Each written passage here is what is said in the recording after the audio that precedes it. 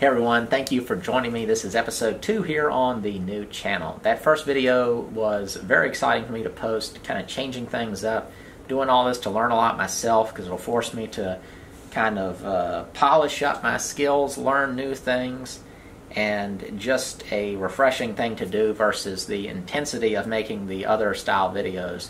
They may look kind of simple, but it's a lot of work and filming really slows things down.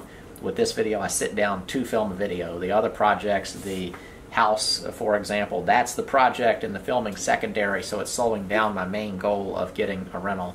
But this, I can just talk directly to you, answer those common questions, concerns, thoughts, and then maybe end up doing more of a back and forth once we get some stuff going, kind of a normal conversation, even though I'm the one talking. Y'all can talk back in the comments, and then I'll use that as sort of ideas for future videos. So in this video, I'm going to be going over the first deal I ever made, and that was a real estate deal, but that was years after I initially really wanted to do something. The events that led up to that is I've always been kind of interested in doing things I like to do to make money. I've always been a handy person, so I went to school for 4 years, got a fine arts degree. After that, I did an artist resident program for a year in a different state. And then I came back home, parked at home with my parents for a while. I had zero responsibilities. And then at age 26, I found the first house that I bought. So it was listed on Craigslist. So that's where I saw the first house. I was looking in everywhere and all the real estate broker sites and all that stuff, but I ended up finding something on Craigslist. And this is before I know all the different places to look now that I talk about in my book. And this story is in my book, so if you read it, may not get all the details exactly right, but it's close enough to get the point across. So the house was listed for $39,000, I believe, and I ended up negotiating the price to $20,000 with a $5,000 down payment. It is a 2-story house, 1,100 square feet, 1 bathroom, 2 bedrooms. It sits on a double lot at an intersection, so it's just in a normal kind of semi-rough neighborhood, but not super rough, and it depends on what time of the year. In the summertime, when it's hot outside or more hot inside, people are walking around outside. It gets a little rougher. In the wintertime, everybody's freezing cold, and they go inside, and the neighborhood seems better. So it's in one of those types of places. But it was okay. But I would not want to live there myself, I'll admit that. It was just a little too rough for that, and I probably called 911 10 times in the year that I was there renovating the house for various reasons. Some of them serious, some of them not so serious, but still went ahead and did it. So that kind of is to give you a general idea. I'd say the average tax assessment on the houses over there is probably $50,000, like $40,000 to $50,000 is my guess, with stuff maybe $75,000. The most expensive house I've seen sell in that immediate areas, one was listed for around $100,000, but I think he probably ended up selling for about $80,000, and even that was way too much for somebody to pay.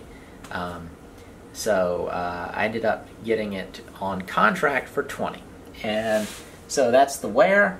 That's part of the money thing, you know what the contract was signed for, but then the actual amount I paid for it was less, and the reason is when they were doing the title search, the person that did the title search came back with an issue, so I wasn't going to be able to get title insurance on it, which protects you if anybody comes back later on and basically challenges my ownership. And there's all different kinds of things that can cause that, but there was an unreleased deed of trust when this house went through a foreclosure, and basically there was a loan that was not paid off from that, and during that foreclosure that wasn't taken care of properly. So once that happened, that kind of threw a kink in the whole closing. Another thing to keep in mind too is at the time that I signed that closing, I only had $700 and needed $5,000 plus closing costs of about $1,000, so $6,000 total to actually close. In order to get that money, I sold a car that I bought for $600 for $2,500, and then I sold some tools. So all that, I kind of got it all together and barely got enough money to do this, and it was all kind of in the nick of time. The whole issue with the house and not being able to get a clean title on it, I just thought that I would probably still go ahead and buy it, but I wanted to negotiate a little further because that issue basically made me be able to get out of the contract. So I called him up, told him what the issue was, and which dated back to 1998, so it had already gone for a long time. And he immediately kind of interrupted me right before I was about to tell him my offer of just give him $10,000 and be done with it. Again, only having $700 and was going to make that offer. But he interrupted me and he said, well, how about this? He said, you give me the $5,000 down, as we've already decided, and then I will have the issue repaired and fixed. So my payment was going to be $306. It was owner financing the $15,000 that would have been remaining after the $5,000 down payment. And then, so it would have been $306 per month for 5 years, so 60 payments total. And he said, each month that goes by that I don't have that repaired, he said, will count as a month you've paid. So that will count towards the whole payment. And so if he took 3 months, it was 3 months of payments. If he took a year, it was a year worth of payments. And then I would just take over the payments from there, but all of those would have counted towards the balance. The cool thing is I just thought, if I buy this house, I'm going to maybe save some money on those payments while he's fixing it. And then once that happens, it's a clean title. If he never fixes it, I get the house for $5,000. And if something happens down the road, it's a relatively small amount of money to lose in the scheme of things. And most likely, I'll have already recouped some of that money in rental. So that was sort of my worst case scenario, was the house gets taken and whatever money I, in addition to that $5,000 would just be lost, which would be bad. But I thought it would be worth it to get the house for that much money. So that is what ended up happening. I ended up getting the house for $5,000 because he never did. He basically just disappeared after that. So that's how I got it. That's how much I paid for it. Where are we at? The money. The process, that's basically what I talked about. It came back with a dirty title. As far as how I close houses, most all of them are cash deals. So I just write up a simple contract myself, the seller, or if I'm the seller, you just do the contract with the other party, and then you present that to the closing agent. They do a title search. After the title search, they set up a closing date. All the papers are prepared. If owner financing is involved, there's a note which basically lays out sort of how you're going to make payments to the person, how much all that is, and then you do it. And then once a cash sale is done, it's all done. If you owner finance it, you have to do release the deed of trust later on, and that's just a letter that is written that basically just says you've satisfied the whole owner financing agreement, and then after that it's done. You can sell it, and there's no lien on the property, basically. So after I purchased it, I did a renovation on it. I probably spent about $5,000 to $8,000. I didn't keep up with anything at the time, but I remember that was sort of roughly what it was. So I had between $10,000 and $13,000 spent on this place, and its tax assessment was $39,000. That's why he had priced it $39,000. So that is the right price. And so the taxes on it, property taxes, are about $400. The insurance was about $250 a year. So those are the costs. Maintenance on that house, there was, every once in a while stuff would happen. It was never anything expensive. The renovation, like I said, took about a year, cost what it cost, and then I found my first tenant. All I did is took pictures of the house, listed it on Craigslist, showed it to like 50 people, and I lived at the time, my parents' house is probably about 40 minutes from this house. So I drove up there a lot. I spent a lot of time driving. There was a couple times where I would line up more than one people. Then I'd show it, and I'd be showing it the next morning, so I would just sleep in the house at nighttime. That's one of my 911 calls occurred at that time. And eventually I found the first people who rented the house, and it turned out to be a disaster. After a couple months, they basically just stopped paying. There was just constant excuses, but I had no experience. What y'all see when you're watching me in these videos is pretty accurate to what I am. I'm pretty friendly and nice, and I'm not a pushover as much anymore, but it's a little bit hard for me to put someone in a bigger pickle that's already in a pickle, basically. When I see somebody that can't pay the rent, I know they honestly can't pay the rent, it sucks for me to just go, sorry, that's what this is. If you stay there, it's no different than me, I don't know, a grocery store just giving you free groceries. And I just can't afford to do that. It's not what I'm doing. That type of thing can seriously affect your long-term growth. and it comes down to they're another adult and they need to follow through with what their contract. Maybe all that's a topic for a different one. But I ended up having to evict those people, but I was slow doing it. I was real slow. I tried to work with them. Their excuses constantly. They were real good at playing the violin, basically, but I shouldn't have paid attention to any of it. As soon as someone stops paying you, 5-day pay or quit letter, mail it to them, and then as soon as that 5 days is up, you file for the eviction stuff, and if they decide they want to pay you in the meantime, they can pay you. They can pay you back for having to file to do the eviction, and just get the process rolling, because from there it can take 3 months, where I'm at, and other places it can end up taking even longer than that. With rentals, you can't just go up in there like with your goons and just throw somebody out. You can do it, but that's not the right way to do it. So that is, in a nutshell, a very fast version of how all that happened. My first deal, going to my first eviction. It all happened in one go. It was landlording 101. I've said that before, and I'll always say it. It was an expensive lesson. It was a time, cost me a lot of time to do that whole thing. But again, I still owned this house. It was still potential income coming off of it. And I did get some money out of them, and they kind of limped along, giving me money here and there during the eviction process, sort of trying to avoid it, but they didn't in the end. And they were so mad at me this whole way, and I did everything I could to try to make it easy on them. I even told them before I actually did the eviction officially, I said, if you just want to leave now, I said, you won't owe me a dime. I said, just leave this month. And I said, it's as if you never lived there. And they, for whatever reason, still wanted to go through with it. Now they have a judgment on them for well over $1,000. That house rented for $595 the first time, for reference. So, what now? I ended up renting the house later on to other people, and then after they left, it didn't work out great with them either, and I really think it came down to a combination of my experience, the house, and the neighborhood. Those three things just weren't the right equation. I basically got tempted by a situation that it was just the first thing that I could have jumped into, where I should have been more patient, maybe learned a little bit more, saved more money, bought up a little bit higher. Doesn't mean spend more exactly, but it just means find a better spot. Find a place that basically, my new thing that I do is I don't buy anything in a location that I wouldn't live in myself. At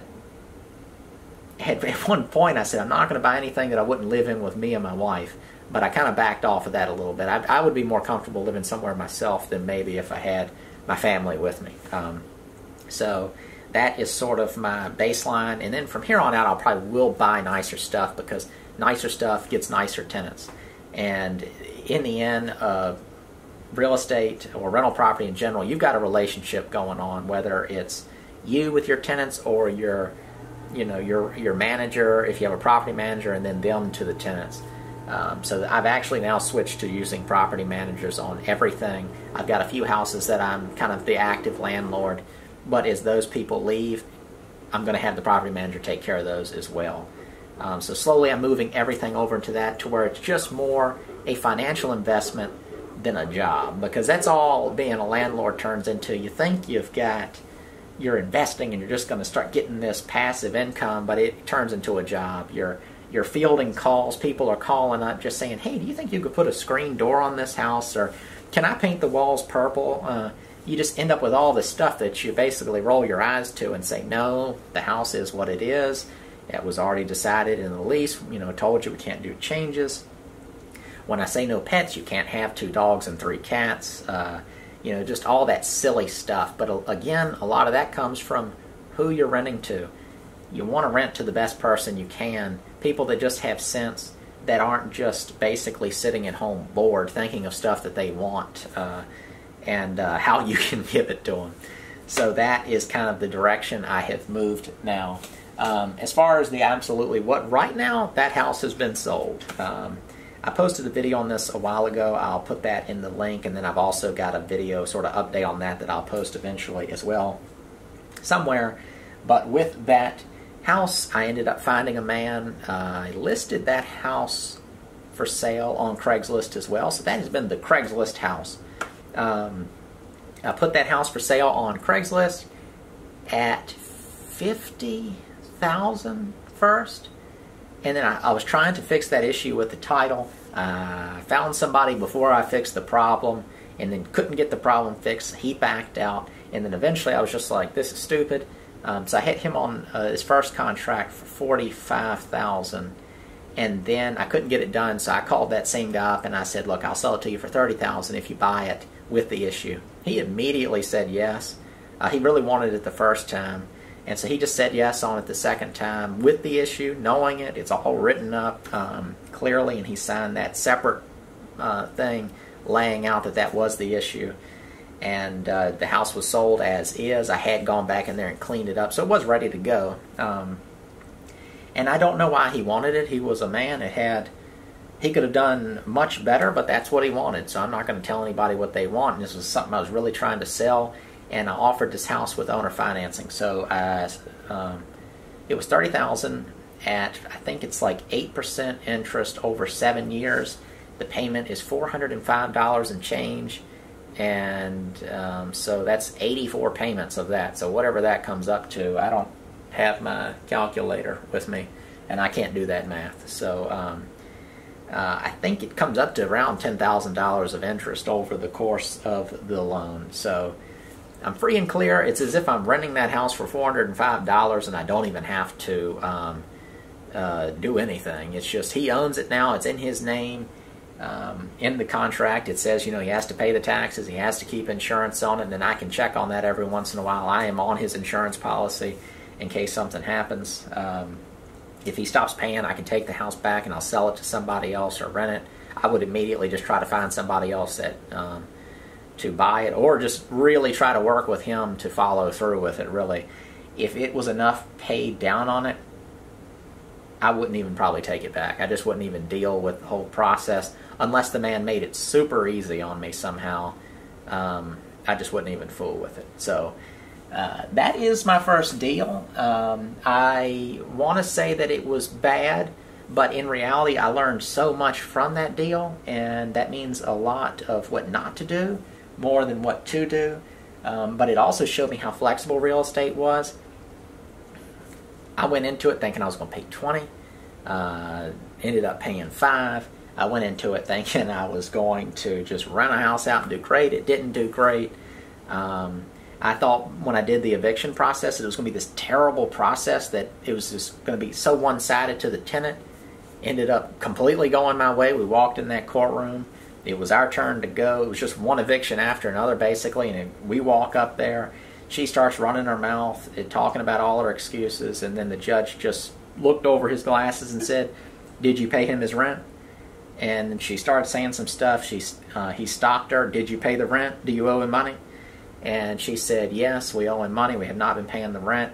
And he just looked back down, filled out the paper while she kept running her mouth, called us up there, told her that, you know, pointed at the contract, and he just basically just, I'm not going to say slapped her in the face. It was just by the book. I came thinking I was going to, you know, be Denny Crane or something and put on a show in this courtroom, and, you know, but it's not like that. It's very straightforward. Did you pay the rent? No. Did the landlord follow, you know, his obligations? Yes. Everything else doesn't matter to the judge. He's just moving on to the next one. So it is timely, but in the end, if you are in the right, they're out of there. But it's slow. You want to try to work with somebody and get them out beforehand. What else have I learned from this? Probably more than I'll be able to kind of think of here in this video, really. And I don't want to get too off topic. I'll end up making several videos out of this one video that I could end up breaking apart and be more focused on certain topics. During the time of buying this house, this is something I would talk about. While I was renovating that original house of mine is when I found my second house. So I was probably 6, 7, 8 months maybe into the renovation, and it was just right down the road, but on a different street, and that can make all the difference being on just the next street over. I found a small little house that I ended up buying, also owner financing, no issues with the title. Bought that house, and it's been great. I did rent it to one person. It wasn't all that great, but I still got good money out of it. It just really dirtied it up, and I had to go back in and it had carpet. I had to replace all that, repaint the whole place. they were just messy people. It was a person basically that developed a drinking problem at the time during living there, and it just kind of got a little haywire, and she got animals and all this kind of stuff when she wasn't supposed to. It was a sad situation. I'm not mad about it. It was more of a sad thing than something to be mad about. But now it's been cleanly rented for, I think, three years to the same person. Get the money every month. It's easy. There's no problems. All I've had to do there is, I think, replace a screen in a window that some random dog came up and jumped up and broke the screen. So you can think it's going to be all bad, and then you get something that's really good. So most times people judge stuff on the extremes that they hear stories of. So I get people all the time saying, all people are going to do is tear your house up. Why would you get into rental? It's a terrible business. But it's probably a person who's never had a rental, or they've had one. And when you only have one or two places, yes, it sucks. The one thing that the man that I bought my first house told me that I really do think is true is I asked him this too. I said, how many houses do you think it really takes before it really seems like a cool thing? And it's like paying you good and it's just a good situation. He said 10. He said until he had 10 rental houses, that it was just more like a job, and he said kind of ran you to death. And he said you're always chasing people. He said, but once you get to 10, you got enough people paying that if you got some people that aren't paying, it's like doesn't bother you as much, just because you're making enough money. You still go through the process of getting your money or getting them out of there, but yeah, 10 houses, and I think that is true. Currently, I own 7 houses plus this one that I'm selling, so I kind of consider it 8 until it's paid off. And it's making me money. 4 houses are rented, and I live in this one, and then I'm working on one, and then I've got the farmhouse, if you follow my other channel, that I'll be renovating after that. So basically, one I'm working on, one's waiting, and then after that I'm going to be doing the next thing, whatever that is, and I'll talk about that some on this channel, and then also you'll see the renovations on the other channel. So it'll all pop up on there. I think that's where I'm going to call this video before I get too off topic. If you have any questions from this, any specifics that you'd like kind of gone over in detail, whatever it is, just let me know in the comments below. I will ask you to click that thumbs up button. Leaving the comments is helping, and sharing these videos. I would love to grow this channel into something that is a big thing, this back and forth between me and the viewers. And just because it's fun to do. I love talking about this kind of stuff, but it would be more fun if we were kind of doing it back and forth, I think. But that'll come in time. So check the description below. I've got the link for that book if you're interested. That tells this story plus the story of, I think, 3 or 4 more houses, and focusing on how to find these things, where to find them.